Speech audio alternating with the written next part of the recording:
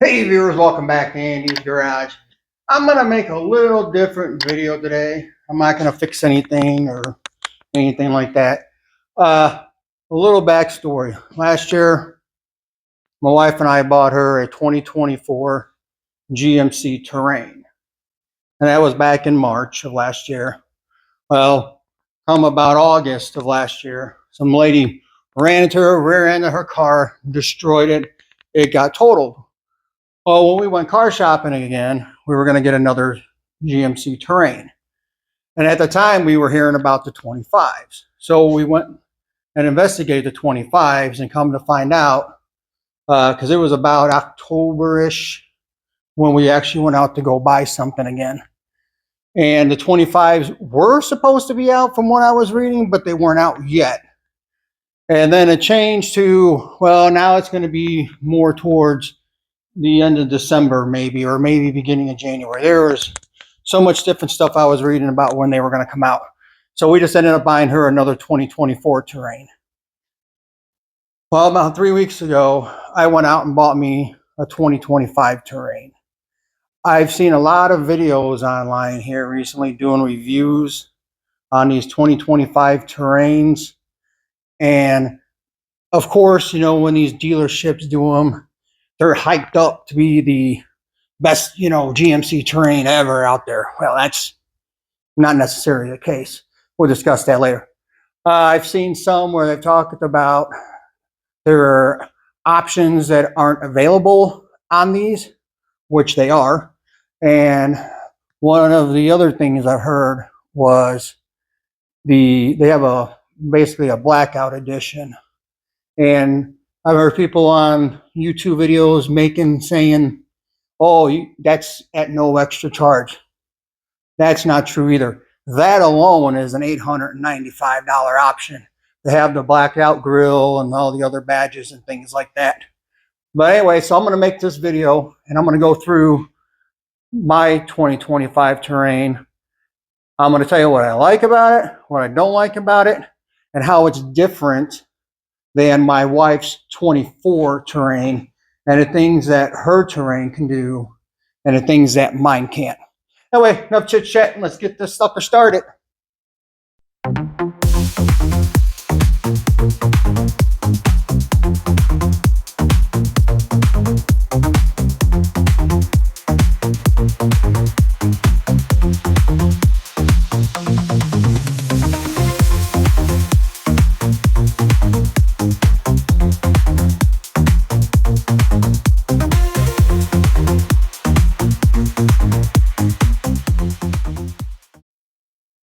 All right, for starters, this is the volcanic red color. This is I can't remember if it was 600. It was either $595 or $695. I think it was a $595 option for this red color. I do have my window sticker somewhere, and if I can find it, I'll insert a picture of it in the video right here, right now.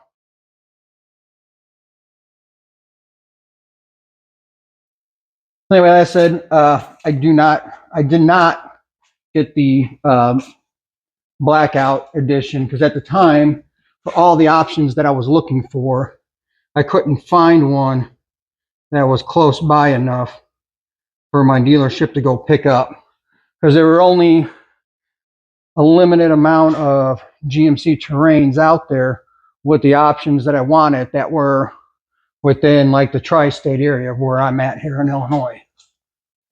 Anyway, like I said, this is what it looks like on the outside. We love the color. Absolutely love the color.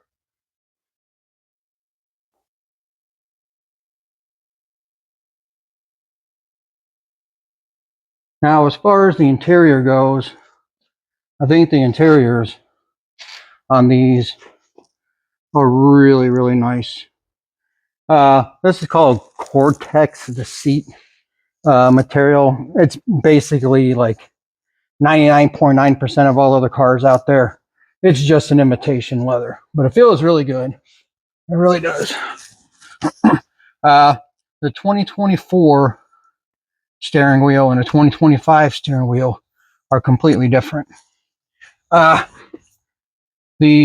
25s, the gear shifter is up here on the column. It's towards you and down to get it into drive, towards you and up to get into reverse.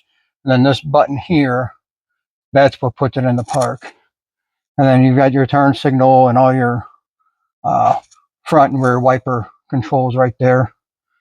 So let's go ahead and turn this on. I'm going to go ahead and hold it to put it into the service mode. So all of everything lights up here. Let me turn the radio down. I want to have some freaking violation because some stupid background music. Anyway, the instrument cluster here. Let me shut this door. The instrument cluster here.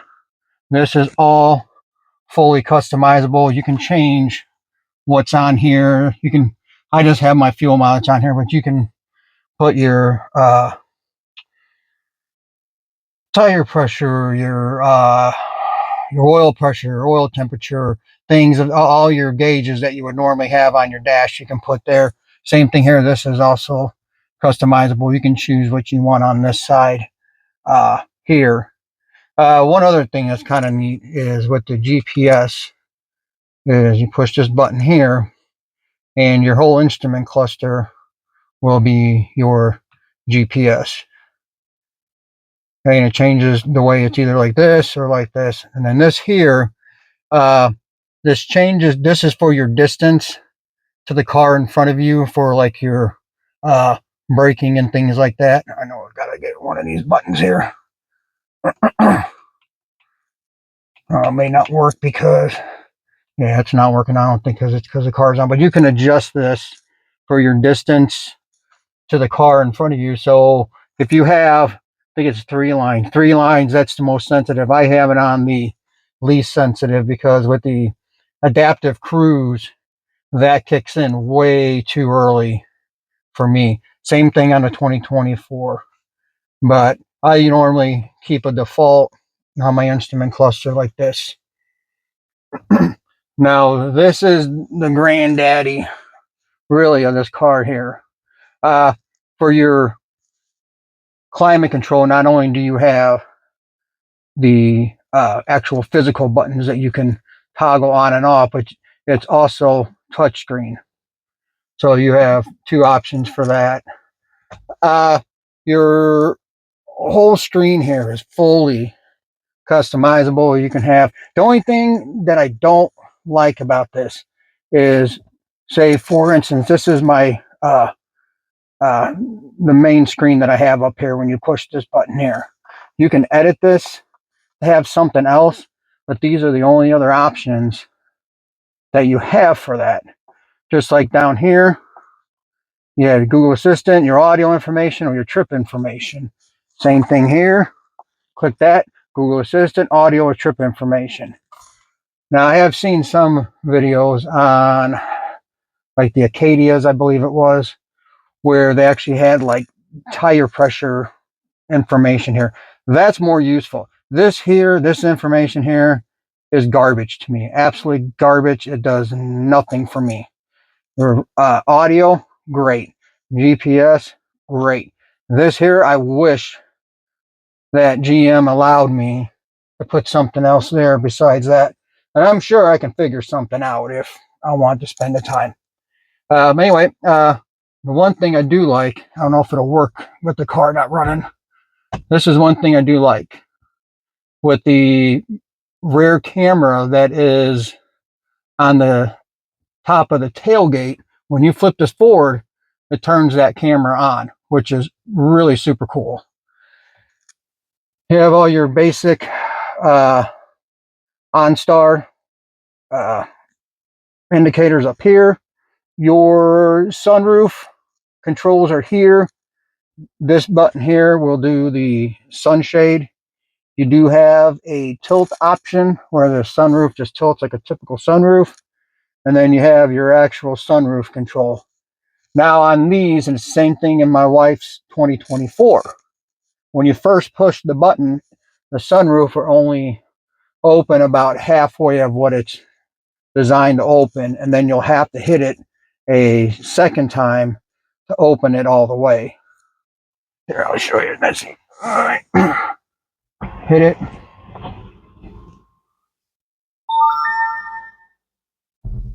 Right there. And then if you hit the button again, then it opens up all the way. Like it's, you know, the programmed amount that it's supposed to open, whatever you want to call it. Then, like I said, there's a sunshade that goes across it. It has your basic, you know, lighted vanity mirror, which that's basically on everything anymore. Same thing on the passenger side. The only thing that I do not like about this particular vehicle is when it comes to the garage door openers. The garage door openers, well, it'll automatically come up here as another little touch button that you can touch. It takes a little getting used to. You just got, so because I said I've got a program for 1 and for program for 2, and then like I said, you know, you just tap it like that for 1 or tap it for 2, and it only shows up when it detects your GPS location. Now, hopefully that doesn't get all goofed up whenever your OnStar subscription, you know, gets canceled. I'm sure it probably will. But anyway, that's kind of the 2024 GMC Terrains have the actual hard buttons up here, which is what I like. Now, this is an elevation trim, and the elevation trim is the only trim line that GMC has out right now for the Terrains. The audio system in this thing is not the greatest. It actually, in my opinion, it sucks. There's really, I mean, you can go through the equalizer and set the bass all the way up, and yeah, I mean, it's, you're looking for something that's going to be a thumping stereo system straight from the factory. This particular one does not have it. I don't know if there's an option for, like my wife's 2024 has the Bose system. I don't know offhand if and all these messages for the winter weather coming up. Anyway, I don't know if there's an option for a premium stereo system. I'd have to look it up to see. I wasn't too worried about it because every other new vehicle I've ever gotten into, you know, straight from the factory, even without a premium sound system, have always sounded really good. But this one here, yeah, I'm not very happy with it. But all right, let's go on the outside here. You got your button to, you know, release your hatch. It's got all your controls on the passenger and driver side, because it's passenger and driver side. Power seats. Let me shut this off. Now I selected the all-wheel drive for a couple of reasons. Number one, we do get a lot of snow where I'm at, but not only that, but if you select the all-wheel drive option, you get the 8-speed transmission. If you just get the front-wheel drive version, you get their CVT transmission. It has auto stop-start like every other freaking car out there. What a junk freaking option that is. Oh, and you know, it's got the paddle shift up here, but you know, whatever. You know, some people like it. I'm not a big fan of it because, you know. Anyway, this particular Terrain here has auto sense for the lift gate, and as soon as I walk by it, as long as I have my keys in my pocket, it automatically opens up the lift gate. There's actually quite a bit of room back here as far as storage goes. Now with the automatic lift gate, the 2024s, when you walk up, it shows a little light right here where my foot is, and it says GMC. And then you just swipe your foot across it, and it opens up the lift gate. I like that one so much better. This AutoSense is garbage. I absolutely hate it, because I can be out here working in the garage or just have my car out in the driveway, walk past it, and as soon as I walk past it, it activates the AutoSense liftgate. Now it's going to beep about 4 times before it gets activated. So, I mean, you want to scramble away or whatever before it opens up. You know, that's usually what I do. But back real quick, when I was talking about the rearview mirror, this is the camera here that gets activated when you flip that mirror forward. I said that's another option. I said the Elevation is the only trim line that's available for the 2025s. My wife's 2024 is the AT4. She has the blacked out wheels.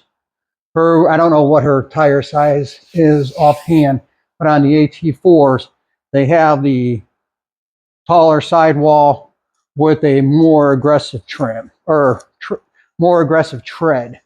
For mine, like I said, there wasn't anything immediately close to me that had the blackout, so I told the salesman, I've known him for him and his kids for quite a while now.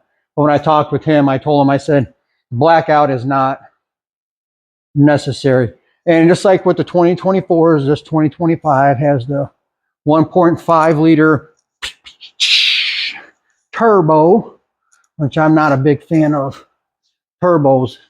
This is one more freaking thing that always goes wrong. But as you can see, this has the full panoramic sunroof. But a lot of people think these whole sunroofs come all the way open, which they don't. They only open up to that point right there. They are nice, especially this time of year when the sun's out, because it does keep the vehicle warm inside there without having to blast the heat. Now, here's another difference on the 24s and 25s. When you approach the vehicle, unlike most vehicles, you push the button on the handle here to unlock the door. Now, on my wife's 2024 AT4, you can do it from both rear doors on this 25 Elevation, and I have not seen it on any other 2025 Terrain where you have the option to open it on the rear. All the 25s I've ever seen, this is blank, which this is nice, because when I approach on the driver's side, and I always, on her car, I would always just push the button on the driver's side to unlock all the doors at once. But now, like on any other vehicle, when you approach the vehicle and you push that button on the driver's side, it only opens up the driver door. Then you have to hit it again to unlock all. Where, like I said, typically I would just, on my wife's, and all 4 would open up. So yeah, I said there are some really nice things about this that I do like. Now, one other thing that is available on the 24s, but it is not on the 25s, they actually downgraded this, which kind of pissed us off a little bit.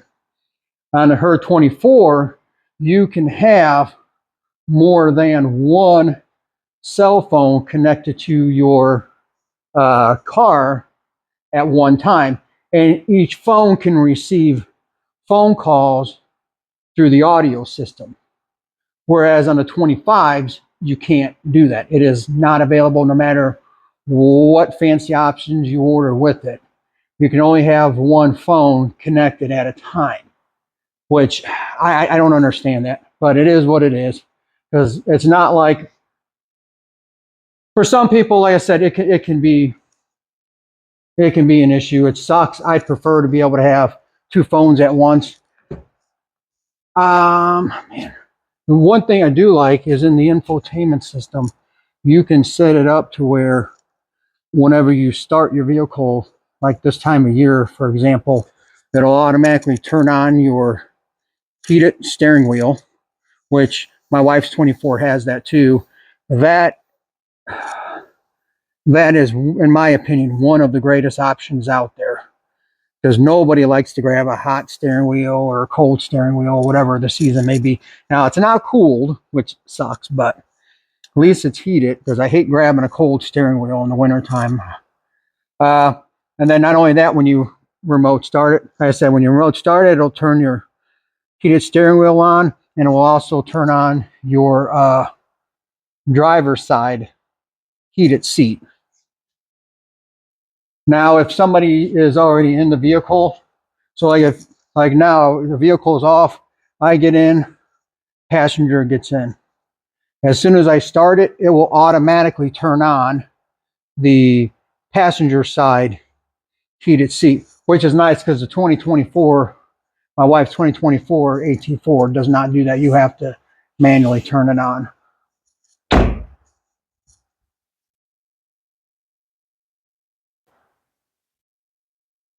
Now, for a couple other things, real quick on these.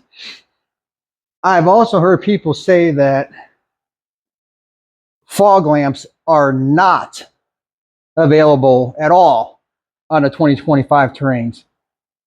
That's a lie. This has fog lamps on it. And speaking of the fog lamps, the downside of the fog lamps on these, which kind of aggravates me, so I'm hoping GM does some kind of a software update in the near future. Unlike my wife's 2024 Terrain, you can have the fog lamps come on automatically when your headlights come on. Not on a 2025 Terrains. You have to actually go through the infotainment center and turn those on manually.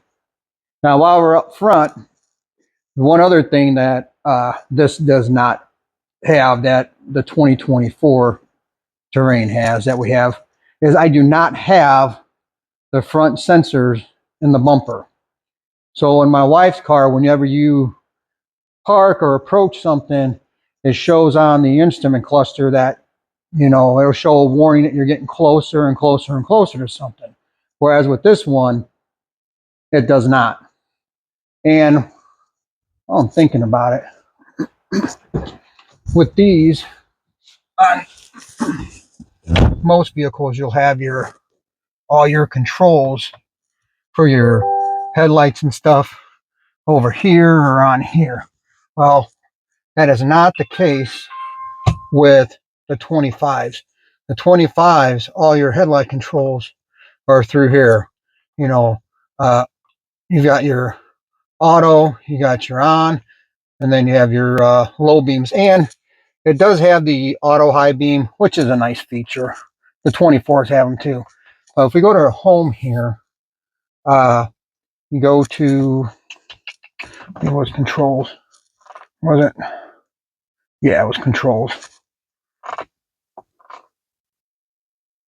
This is what I was talking about, where you have to come in and actually activate the fog lamps itself. Go ahead and start it real quick. Okay, we'll go. Now you got the control down here too, but it also has it through here. So this is actually a shortcut here. So if you're like on your main screen, you just click that.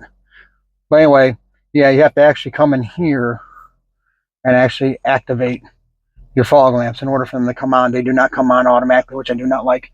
But this is what I was talking about with the garage door controllers. That's what it looks like on these. And like I said, as you approach your house, see how it shows down here once I start the car. Oops. Just activated my garage door. Oh well. But that's what I'm saying. So you have, this will automatically show up. It's not always there. If for some reason it doesn't show up, then yeah, you got to hit your controls and then go to whichever garage door you want to open. Same thing with the fog lamps. If you want to activate, or not fog lamps, the dome light. If you want to turn on your dome light for whatever reason while you're driving or whatever, you got to go into your controls and do it there. Same thing if you want to look at your camera views, because mine has the HD surround. Some people say that all you get is the rear camera on these. That's not true.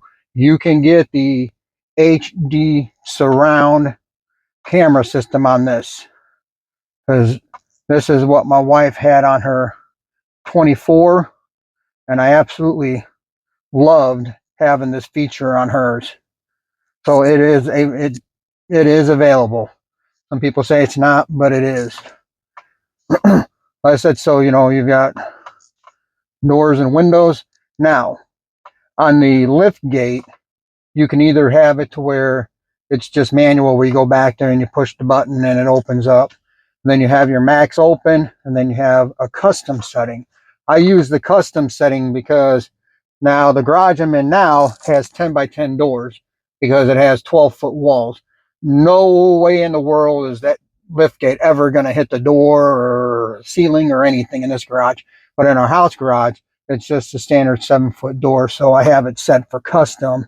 So it only goes up about 3/4 of the way or so. Now in the 24s, you actually have a button down here on the door where this button is to open the lift gate, and it has that setting. It has, you push the button in the center to open it, then it has an off, a 3/4, and a full. This one here, like I said, you have to go through and set that yourself. But as you can see, like I said, I didn't even do anything with my heated seat. As soon as it starts, it turns that on. And just like with the heated steering wheel, as you can see right here, it automatically turns the heated steering wheel off. Anyway, yeah, I just wanted to kind of go over some of this stuff real quick. Like I said, the only downfall to having this infotainment center is everything pretty much goes through that infotainment center. So your lighting, everything, all your settings has to go through this here. That's the only downfall. The only really hard buttons you have for any of your main options, like I said, is your sunroof. You have your hard buttons still. Your all-wheel drive control, you still have hard buttons. But 98% of everything that's going to be in your vehicle is going to have to go through this infotainment center. So this fails, you're screwed, pretty much. It's cool. I mean, it really, really is. I love it. It's a great feature. I said before, I love the instrument cluster. And like I said, it is fully customizable. And that's like, oh, and then earlier, as I was saying with now that I got it running, see, this is your gap adjust. So this is what's going to work for your frontal collision system, and then for your adaptive cruise. When you have 3 up there, that means it's the most sensitive. And then when you have just 1, where I keep it, it's going to be the least sensitive. And one thing I did find out real quick I want to talk about is with the adaptive cruise, I found this out back in it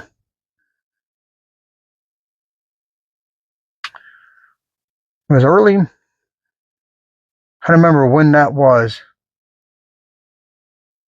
I'm trying to remember when that was, when we went up north. It would have been over Christmas. That's when it was. It was over Christmas break.